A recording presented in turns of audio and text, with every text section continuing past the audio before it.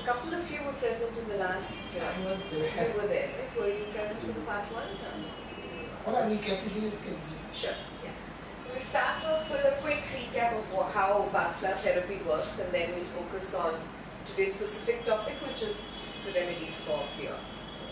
So the Bach flower therapy system as a whole was construed by Dr. Edward Bach in the UK. It's almost a century old, the system. It's still not particularly accepted as a scientifically validated system, in the sense that there are a lot of researchers that claim that it is still placebo effect, or it plays with the belief system rather than the physical system. But at the same time, there are also enough cases to validate the fact that certain remedies work in a certain way. So each of the remedies, there are 38 different flowers that are used as remedies. So each of them has a particular effect in a particular part of the body, which has also been mapped. So you will find what are called body maps, which indicate which remedy to use in what part of the body in the physical sense. And plus there are also maps in terms of the emotional and the mental part of it. So when we look at today's topic, we're looking at the emotional category, one of the emotional categories that Dr. Bach spoke about. So how the system works is you have remedies look like these, bottles like these. How they are made is there are these flowers, 38 flowers that Dr. Bach identified. So the flowers are obviously grown specifically for this purpose in the orchards, and you pluck the flowers, you put them into distilled water, expose them to sunlight for a day, and after which the flowers are taken out. The water is the remedy. Right? So that in terms of storing it, the water is further diluted into medicinal alcohol or brandy, and in very low concentration. So for example, the tincture bottle would have just about 4 drops of the original remedy in a 30 ml bottle. The rest of it is alcohol. So the potency of it is derived the way homeopathic drugs are derived. Right? It's purely based on the vibration of the medicine rather than the actual chemical content of the medicine. So it's primarily the power of the vibration of the flower in the water which is captured. Dr. Bach's theory was that while we use most parts of a plant for medicinal purposes, you use the roots, you use the bark, leaves, all of those are used. Why is it that flowers are not used when flowers are really the ultimate product of a plant, and therefore they would combine all the elements of all the qualities of the plant? So that's where the system started. Dr. Bach experimented on his own health initially when he was working with the remedies, and it healed him completely from cancer. And that's where he got into actually documenting the entire system. He was otherwise a medical doctor, a bacteriologist, and he did a lot of work in terms of both the academic and the practitioner side of bacteriology and immune systems. So in that sense, he had a lot of credibility, but he, somewhere in the later course of his life, he started moving away from traditional medicine into alternative medicine, which he thought was a lot more non-invasive, a lot more less chemical, and therefore less harmful to the body. And the system works on the basis that you need to be able to integrate the mind, body and emotions for complete healing. You can't only have physical healing. That's the premise on which it works. So if you take any Bach flower remedy, for example, the last time we spoke about what's called the rescue remedy, which is a combination of 5 flowers. Rescue is used mainly for emergency situations. It's used for situations where you don't really have time to figure out what's gone wrong with the person or what exactly is the issue. You're talking of cases like accidents or extreme trauma, extreme panic where the person is really out of control. That's when you would use something like rescue, which is a standard combination of 5 flowers. It helps a person center in a way that the person is then more willing to receive other help that can come in, medical help or psychological help, whatever is required. So how the system works is, it works at the level of the subtle body, at the level of the emotion, and it prepares the body for healing. So it doesn't directly attack the physical part of with the physical part. So for example, let's say I have stomach trouble, digestion troubles for example. Typically digestion troubles are associated with a sense of rejection, a sense of emotional lack of belonging, a lack of stability and acceptance emotionally. So a remedy that's used for that purpose would touch that emotion, and it will help, if I'm administering it on myself, it will help me accept myself, it will help me ensure that it brings up issues that I reject about myself. And in that sense, it brings me into a state of emotional balance in terms of acceptance. And in the process, psychosomatically, the body heals. So, can it help with constipation? Oh yes, it can. Yes. It does. It's been documented for all kinds elderly people, they have that problem. They say, "Is that good? Abhi kya karo? Abhi cholesterol do? Abhi kya karo?" Yes, the alcohol is good. They are always clear. You see, what psychological. How it works. It's not so much about whether it works or not. It does work. There have been cases in Mumbai where some practitioners I know of have used it to heal cancer patients. They've used it to heal tumors, a lot of extreme situations of arthritis where people have not been able to walk and now they're bouncing around the place. So they have been documented cases. It's just that no one quite knows what is the physical route that it takes. It takes the emotional route, which is very difficult to document. Right? So that's in general about how the system works. So Dr. Bach, when he was documenting the system, he made it very clear that it's not so much the physical but the emotional route that we need to take. So he said that there are some that cause disharmony because somewhere these are emotions which make us feel discomfort, or they make us feel not at ease with ourselves, and in the process the body reacts and therefore it starts manifesting diseases. That's the principle on which he worked. So he identified these 7 what he called emotion groups. The first group is fear, which we will talk about today. We will talk about the other groups in the subsequent series. So he spoke about uncertainty in terms of not knowing how life would proceed or what choices to make, what not to do. So that kind of an emotional group.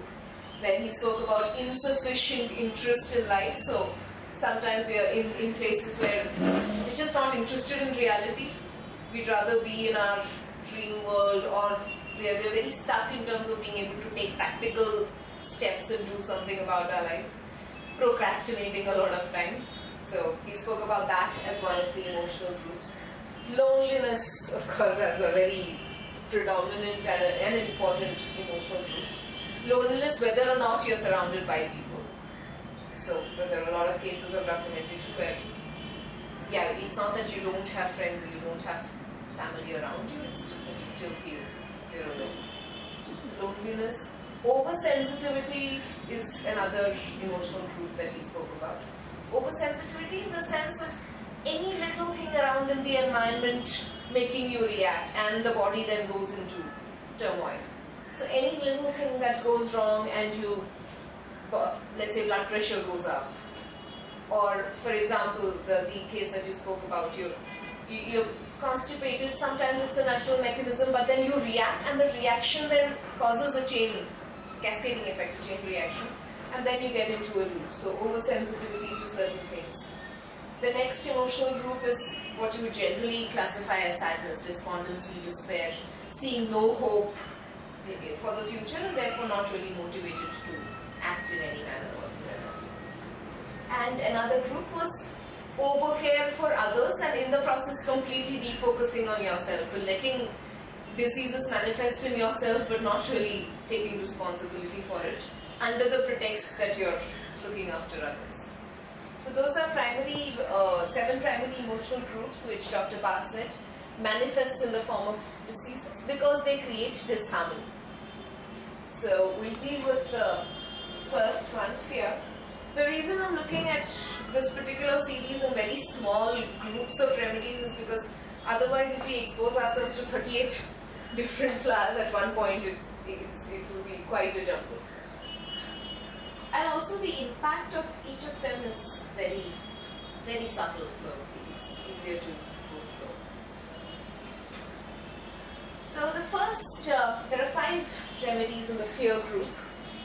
The first is what's called the flower rock rose. There are several varieties of rock rose that you would find, but yeah, that's the one that's shown there is typically the one that's available in India, rock rose? rock rose, yes, it's a fairly common kind of a plant. Having said that, a lot of the manufacturing for Bach flower remedies happens in the US and the UK. Because they grow it specifically in India.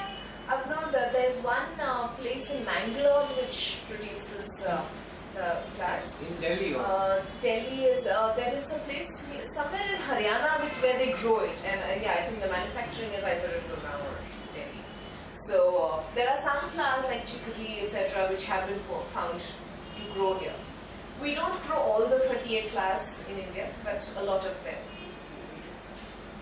Like for example, some of the other things that we speak about, Mimilis, etc., you find them even on the way to Lonavala, that region, you find those flowers growing. So, growing as wildflowers, not even grown for this purpose. So, rock rose is one of the first. Initially, when Dr. Bach started with the system, he used to actually collect the dewdrops collected on the flowers in the morning. But then eventually he realized that that's a very, you'll not really get quantity. So in terms of, for the purpose of manufacturing, that's when he started off the system that I spoke about, which is used now, where you actually pluck the flowers, put them into water and expose it to sunlight. So that's what they popularly use now. So rock rose is the first remedy that's used in the fear group. It's a lovely remedy for extreme shock. For example, there's been an accident or someone's passed away and you don't quite know what to do and how to react and you're not sure where your world is going. If that's the kind of a state that a patient is in, rock rose is a beautiful remedy because it calms the person down in terms of saying it's all right, it's okay, the situation can be dealt with. Not calming to an extent where you're saying the person can find a solution, but at least the person's able to start rationally associating with things around and give responses in a way where he or she can be helped. And therefore rock rose is also a part of the rescue remedy that we discussed the last time. Its role in the rescue remedy is to help the person say that it's all right, you don't have to panic. It brings you back from the panic mode and says, okay, situation should be able to be dealt with. So it also helps when the person is in pain, because I was in pain when my shoulder was dislocated. Pain, you can start off with rescue as a whole, but for pain you would, especially if you talk about bone pains, there's a remedy called beech that works better. How do you spell beech? Beech is B-E-E-C-H.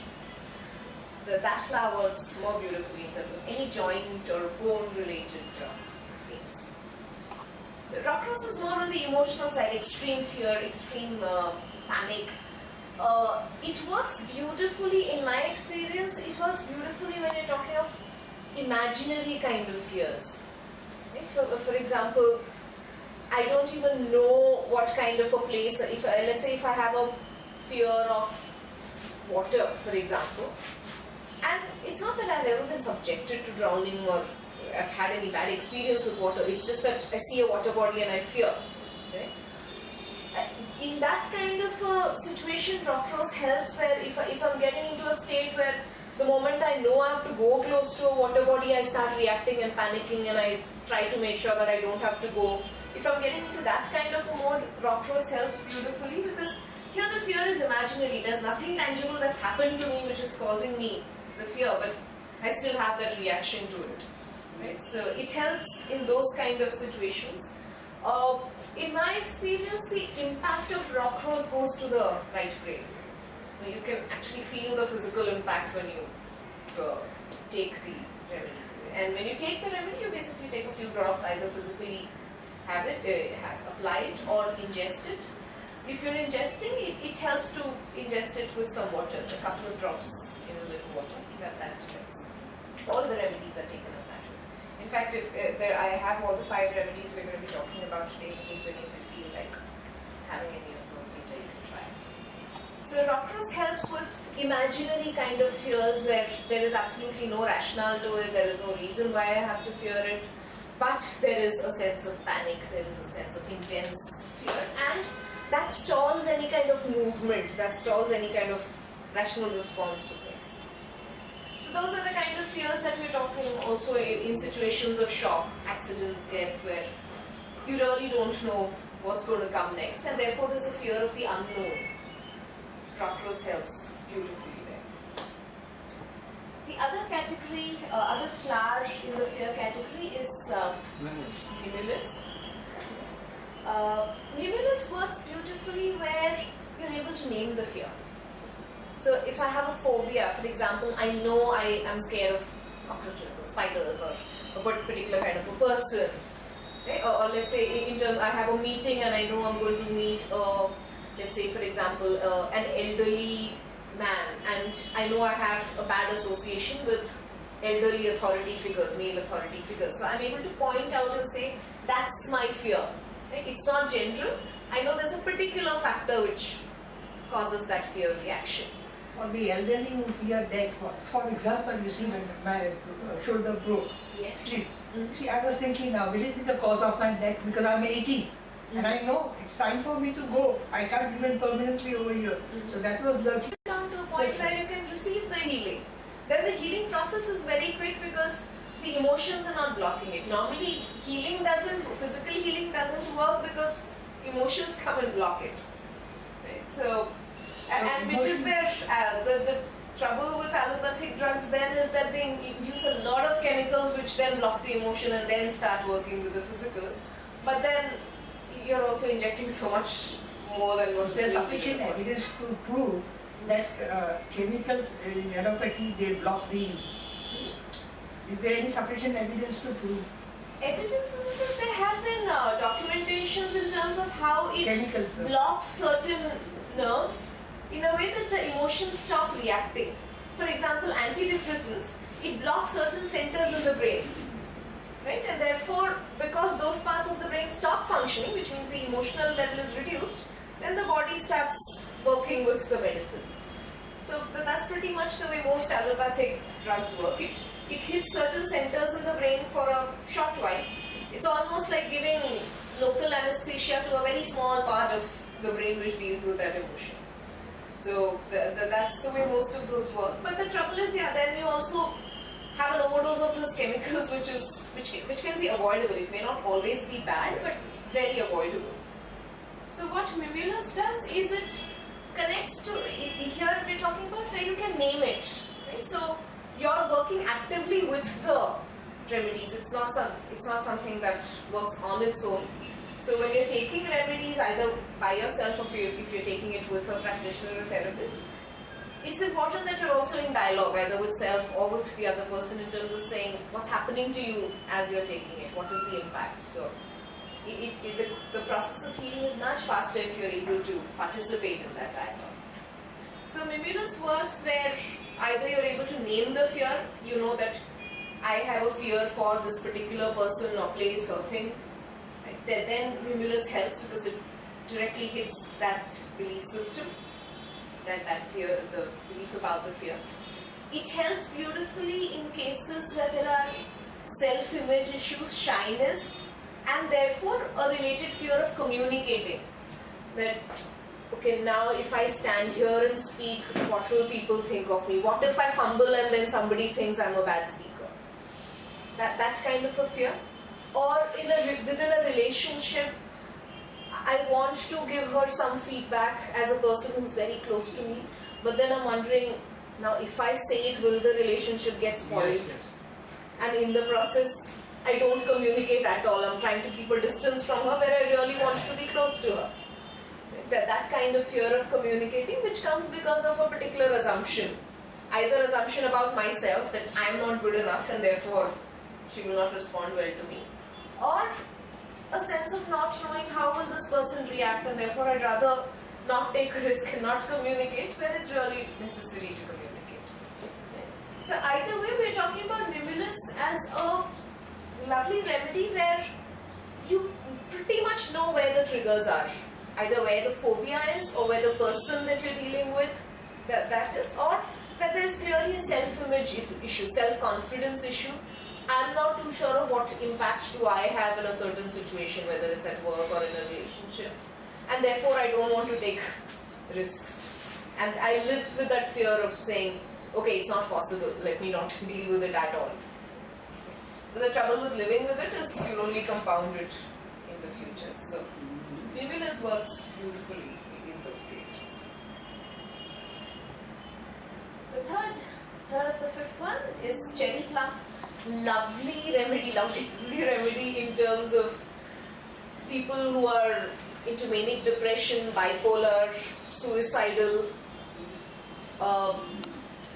Cherry plum is a remedy that tells you, there is no edge. Whenever you're feeling on edge and you think, this is all I can deal with, I can't deal with it anymore, I'd rather end my life, I'd rather stop dealing with it, I'd rather walk away from this relationship, where you feel that this is it, I can't take any more of this. Right?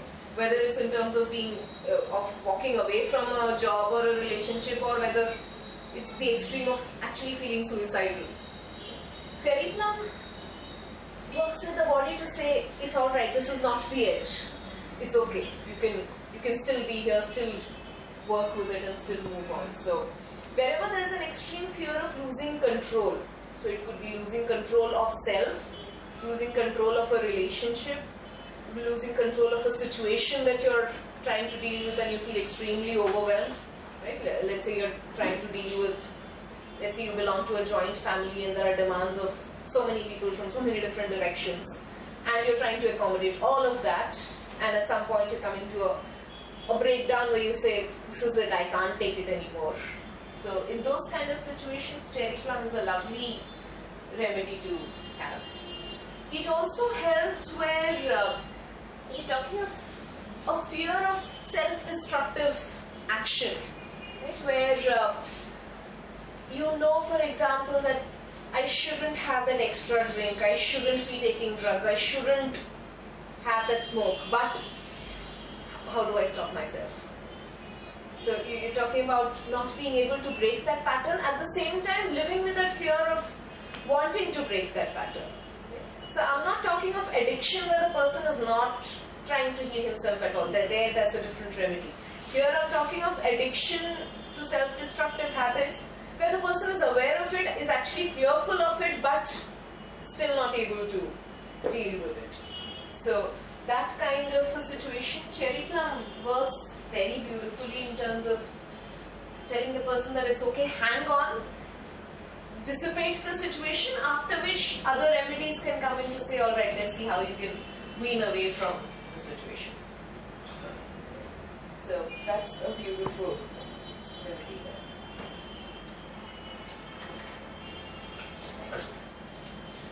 Aspen works with fears that you can't name, but at the same time you're very clear there is some fear that's holding me back. Okay? Whereas in Mimulus was for the fears that you could very specifically identify but you didn't know how to deal with. Aspen is for fear which you can't name, but at the same time you know, okay, there is something very vague, very unexplainable anxiety, nervousness. Okay, the kind of nervousness, for example, that would cause stage fear, performance anxiety before an exam, where you don't quite know where it comes from, but it's there. Unknown origin. Yeah, the origin is unknown, but at the same time, somewhere you know it's very much there and it's something that needs to be dealt with. Aspen, as a remedy, hits the left brain. It helps you rationalize immediately and say, okay, this is where it's coming from. And the moment you rationalize it, you put a name to it, that you're then able to say, alright, let me deal with the situation that's causing, or let me deal with the trigger that's causing the fear. So a lot of times, Aspen helps you identify what really is the cause of fear. You know you have anxiety, you know you're fearing that something would go wrong, or you're feeling nervous about something, but you're not quite able to overcome it because you don't know what to attack, what to deal with. Aspen helps you put your emotions in a stable place where you're really able to listen to yourself and say, okay, this is the linkage, this is what is causing the fear. Like for example, with students with extreme anxiety before exams, Aspen helps them come down to a point where they say, okay, I'm still feeling the fear, but I know I'm feeling this fear because last year when this exam happened, something went wrong and therefore there is a trigger there. And then after a while, when you're able to then de-link it and say, alright, happened last year, but this year it doesn't have to happen, so let's try compensating for it and start reducing the fear. Aspen helps to identify. It's more of a rationalizer remedy. Because if you compare Rockrose to Aspen, Rockrose is more the imaginary, fuzzy kind of fear of unknown. Aspen is unknown, but at the same time, the inner need is for rationality. With Rockrose, the inner need is not for rationality, the inner need is just to get over it. Because the Rockrose state is an extreme panicky state. Aspen is an anxious state which can still be dealt with. So you're talking of different kinds of states of mind. So if you're using it as a practitioner, you will have to really talk to the person or talk to yourself if you're administering it on yourself in terms of where am I coming from? Am I in a Rockrose state where I'm absolutely panicky and I just want to get over it, don't want to think? Then that's Rockrose state. Aspen is where you're saying, yeah, I'm worried, I'm very anxious, I'm very nervous, but I'm okay. I can still deal with it. And my need is that for rationality. I want some logic to why is it coming up. That's Aspen state. Rockrose state is where I'm saying, I want to be out of here. There's nothing more that I want to do. Cherry plum state on the other hand is where I'm saying, I'd rather die than face this. So that's extreme. The cherry plum state is depression combined with fear. Absolute hopelessness combined with fear. So that's an extreme state that we're talking about. So Aspen now, sometimes a combination of Aspen and Rockrose helps. Especially a couple of cases where I've seen people who wake up with nightmares and therefore almost start fearing sleep because you know you're going to get bad dreams, or you know you're going to be very uncomfortable in sleep. A combination of Aspen and Rockrose helps because there's partly a fear of the unknown about, oh God, what am I going to see now in my dreams and what if it comes true, and so there's that whole unknown panicky part of it. And then there is the Aspen part which is saying, alright, it's just a dream, so let me figure out where it comes from and then I can control it. So if it's a dream which is coming from my own unconscious, something that I'm dealing with in my life, that part can be dealt with. So that combination helps beautifully, Aspen and Rockrose. Of course, once you've identified all of these remedies, the fear-based remedies, these are first-level remedies in the sense you attack the fear, you bring the person to a state where he's stable enough to deal with whatever is coming up. So after which you will need to often follow it up with other remedies which are relevant to that person. For example, Rockrose often works with walnut because somewhere that whole imaginary fear very much comes from a sense of association with the past. Something somewhere in the past has gone wrong.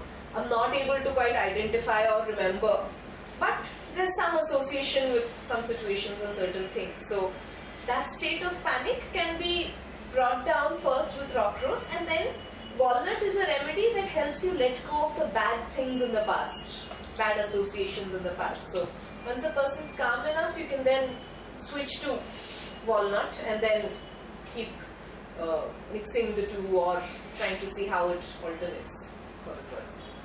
So ultimately it will have to be a combination, but these are remedies for that particular emotional group which at least bring the person to a space of stability, and therefore you can start dealing with the real issue.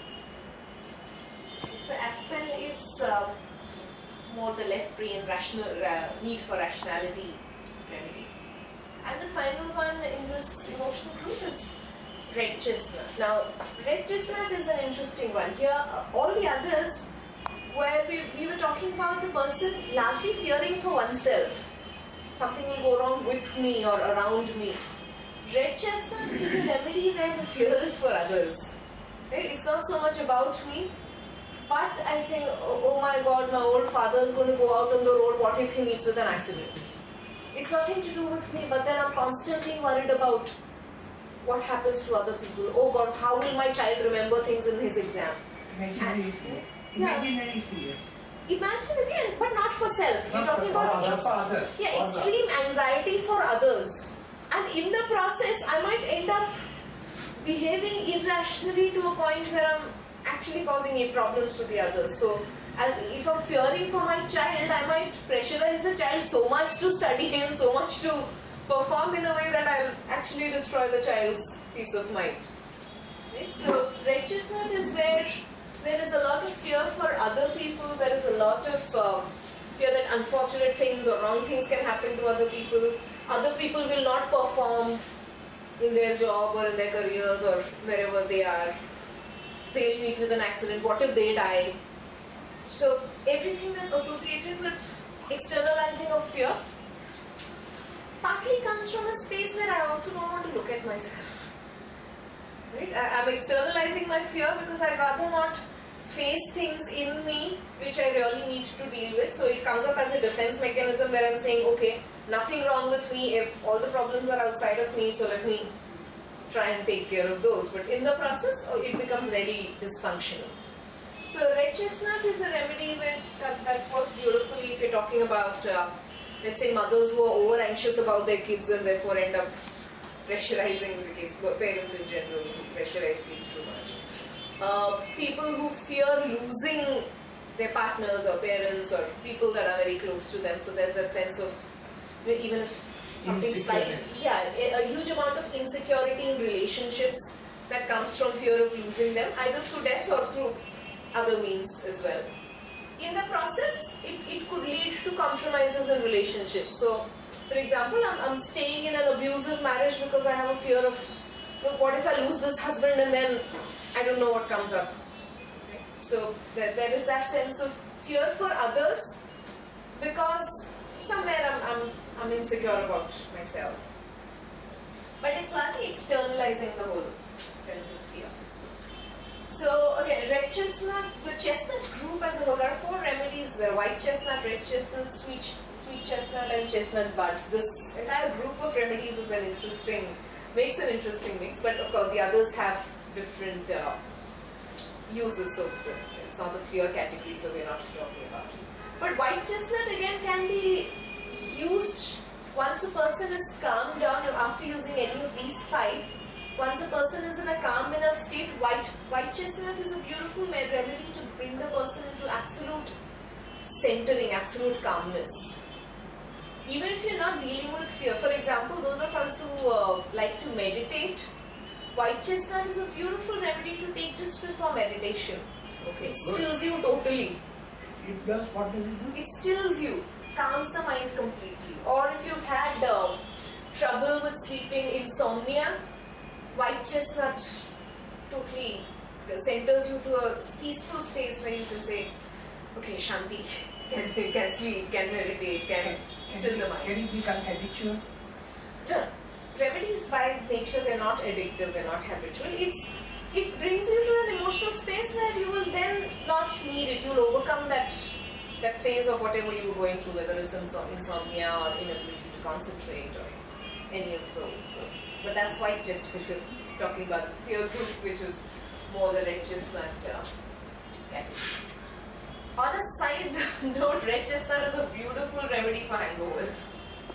Nothing to do with fear, but if there's extreme hangover due to alcohol or even substance abuse, sometimes these narcotics can give you a high.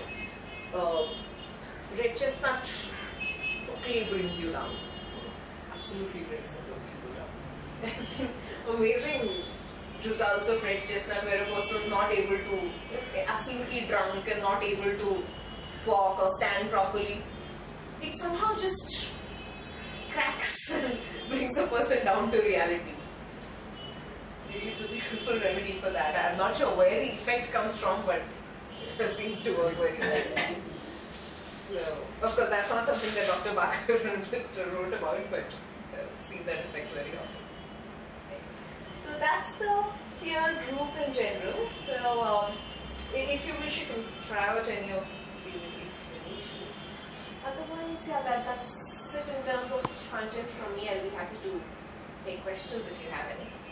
And of course, there are a lot of websites on Bach flowers in general that you can read up later. Any particular questions on this? It's about 5 years since my shoulder was set to be careful. Or when I get up from the toilet, I hope I won't fall again. So eventually tears are there because I've been badly shaken up. Very, because of my advanced age, I think, what will it be? Will it be the reason for my writing a death certificate or what? I mean, human nature is human nature.